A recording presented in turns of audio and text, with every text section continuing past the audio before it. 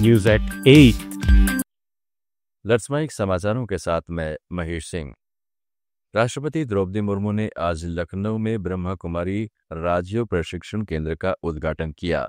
इस अवसर पर उन्होंने इस वर्ष की थीम विश्व एकता और विश्वास के लिए ध्यान का राज्य स्तरीय शुभारंभ किया। समारोह में राज्यपाल आनंदीबेन पटेल, मुख्यमंत्री योगी आदित्यनाथ और ब्रह्मा कुमारी संस्थान के वरिष्ठ अधिकारी मौजूद रहे।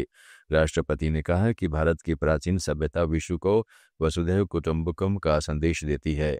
उन्होंने कहा कि आज आवश्यक है कि हम केवल आगे बढ़ें ही नहीं बल्कि अपने भीतर झांककर शांति और सुख की खोज करें, जो हमारे आंतरिक गुण है। महाराष्ट्र में बीजेपी और शिवसेना के बीच गठबंधन में खटास बढ़ती जा रही है। शिवसेना विधायक नीलेश राणे ने बीजेपी पर वोटरों को पैसे बांटने का आरोप लगाया है। बीजेपी के महाराष्ट्र प्रमुख रविंद्र चव्हाण ने कहा है कि वे 2 दिसंबर तक गठबंधन बचाना चाहते हैं और आरोपों का जवाब बाद में देंगे। नीलेश राणे ने कंकावली में एक बीजेपी कार्यकर्ता के घर स्टिंग ऑपरेशन कर पैसे बांटने का दावा किया, जबकि बीजेपी ने इसे नकारा।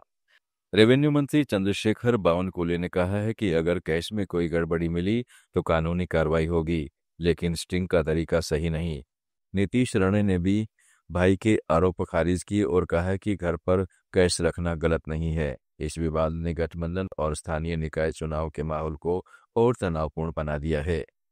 उत्तर प्रदेश के सहारनपुर में दिल्ली देहरादून एक्सप्रेसवे पर भीषण सड़क हादसा हो गया, जहां एक कार पर तेज रफ्तार डंपर पलट गया। हादसे में 4 साल का बच्चे समेत 7 लोगों की मौत हो गई। डंपर में बजरी भरी थी और रफ्तार अधिक तेज होने की वजह से चालक डंपर पर कंट्रोल नहीं कर पाया। डंपर सीधे कार पर पलट गया। पूरी कार डंपर और बजरी के नीचे दब गई। बचाव दल को 3 क्रेन की मदद से डंपर हटाना पड़ा और बजरी हटाने में घंटों मेहनत करनी पड़ी। बाद में कार की छत काटकर अंदर फंसे लोगों को बाहर निकाला गया, लेकिन तब तक सभी की मौत हो चुकी थी।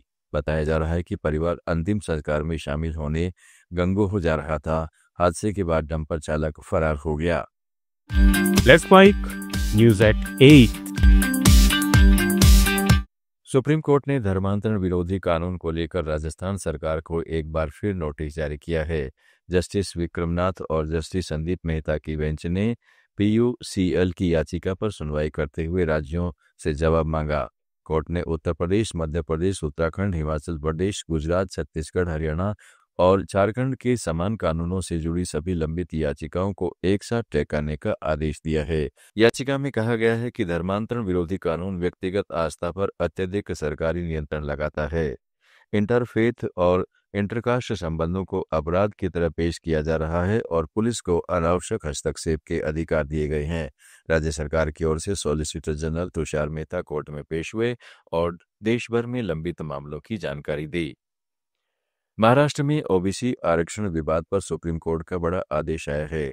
अदालत ने राज्य निर्वाचन आयोग को उन नगर परिषद और नगर पंचायतों में 50% से ज्यादा आरक्षण नोटिफाई करने से रोक दिया है, जहां चुनाव की अधिसूचना अभी बाकी है।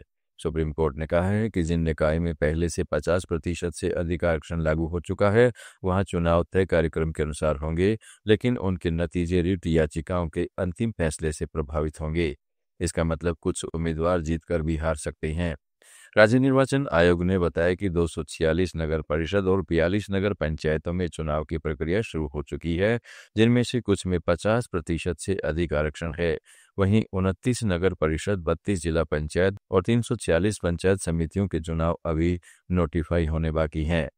सुप्रीम कोर्ट ने कहा है कि समाज को जाति की रेखाओं में नहीं बांटना चाहिए और इस मामले की अगली सुनवाई 21 जनवरी को होगी।